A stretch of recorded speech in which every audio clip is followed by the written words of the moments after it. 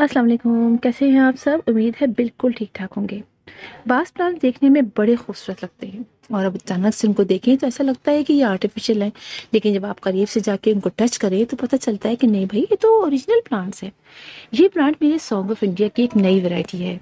वैसे तो आपने सॉन्ग ऑफ इंडिया के प्लांट देखे होंगे जिनके लीव्स इतने लंबे लंबे नहीं होते हैं, जैसे कि ऐसे होते हैं। जैसे कि ये मैंने एक छोटे से पॉट में लगाया हुआ है और प्लास्टिक की बॉटल में, और आप देखिए कि इसके लीव्स किस तरह से होते हैं। इसके लीव्स थोड़े सख्त सख्त से होते हैं, थोड़े से और छोटे साइज के होते हैं। लेकिन सॉन्ग ऑफ इंडिया की ये जो वैरायटी है, इसके लीव्स काफ़ी लंबे लंबे होते हैं।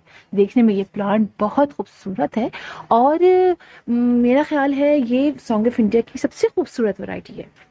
इसके लीव्स बहुत प्यारे हैं, बहुत लंबे लंबे हैं।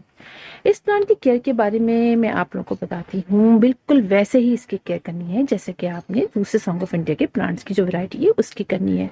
सॉन्ग ऑफ इंडिया में ग्रीन कलर की वैरायटी भी आती है, वो भी बड़ी खूबसूरत होती है।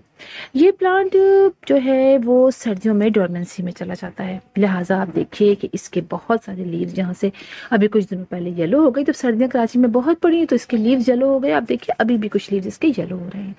जब लीव येलो हो जाते हैं तो देखने में प्लांट फिर मजे का नहीं लगता। लिहाजा अगर आपके प्लांट के भी ऐसे ही लीव्स हो गए हैं तो आप फिर जैसे बाहर का मौसम आएगा यानी स्प्रिंग का मौसम, तो आप इसे कट करके इसकी ब्रांचेस लगा सकते हैं। मैं भी यही करूंगी कि मैं इसकी ब्रांचेस लगा दूंगी, तो फिर जो नीचे से इसकी मजीद ब्रांचेस निकलेंगी और साइड से जहाँ से हम कट करेंगे वहां से इसकी ब्रांचेस निकलेंगी।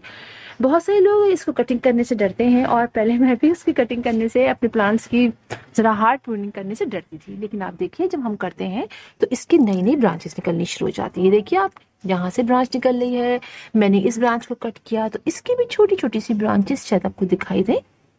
ये देखिए यहाँ से ये सब ब्रांचेस इसके निकल रही हैं।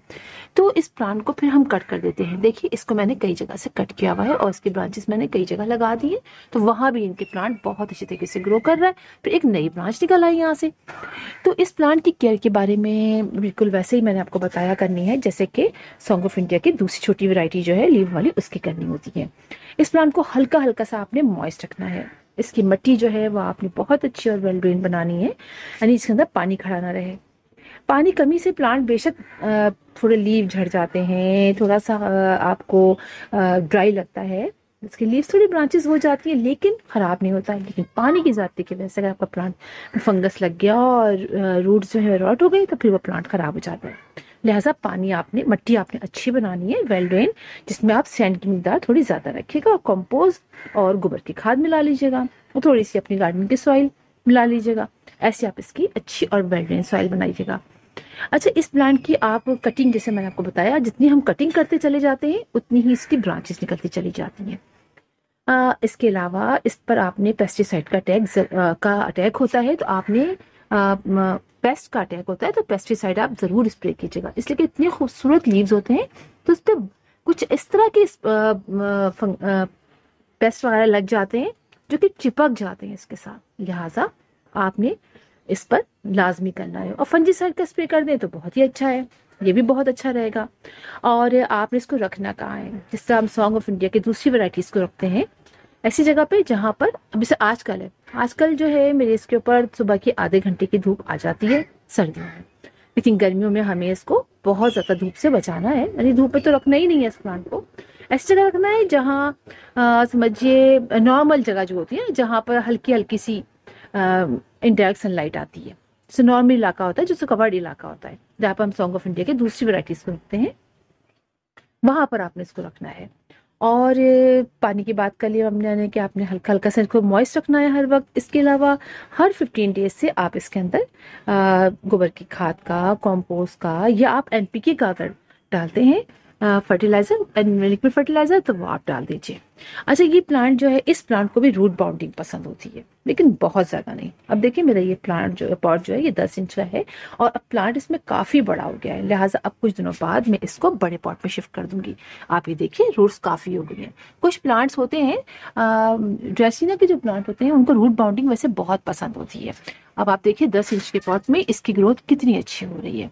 लिहाजा जब 10 इंच का पॉट अगर आपके पास है, छोटा पॉट है, और तो फिर आप उसको पानी का ज्यादा ख्याल रखेंगे, इसको खुश नहीं होने देंगे। पानी इसमें जल्दी खुश्क होगा, वो इसलिए कि प्लांट पॉट छोटा है और हमारा प्लांट काफ़ी बड़ा है, उसको एनर्जी की ज़्यादा ज़रूरत होती है, यानी पानी की ज़्यादा ज़रूरत होती है। और कोई ख़ास केयर नहीं है, लेकिन ये प्लांट रियली बहुत खूबसूरत प्लांट है। इसके लीव्स बड़े हल्के हल्के से हैं, सॉफ्ट सॉफ्ट से हैं और काफ़ी शाइनी से हैं। आप इस पर इस तरह भी कर सकते हैं कि आप कोई कपड़ा कॉटन लीजिए। जब आप हर वक्त इसको तो मॉइस्ट सर्दी में आप इसको शावर नहीं कर सकते, तो आप कॉटन लीजिए, उसके ऊपर हल्का सा आप मतलब कोई भी लिक्विड सोप सोल्यूशन लगा लीजिए या हल्का सा मॉइस्ट ही कर लीजिए और उससे आप उसके पत्तों को साफ कर लीजिए। तो जब पत्ते हमारे साफ रहते हैं ना, तो उन पे किसी तरह के भी फंगस का अटैक भी शायद नहीं होता, और शायद नहीं, यकीनन, और इंसेक्ट का भी अटैक नहीं होता, ये भी यकीनन है। तो आप ये ज़रूर कीजिएगा और अपने घर में ये प्लांट लगाइए। रियली सॉन्ग ऑफ इंडिया की जितनी भी वैरायटी है और ड्रेसिना की जितनी भी वैरायटीज़ हैं, वो बहुत खूबसूरत होती हैं। तो फिर इंशाल्लाह आप लोगों से मुलाकात होगी किसी और वीडियो में किसी और टॉपिक के साथ। तब तक के लिए अल्लाह हाफिज़।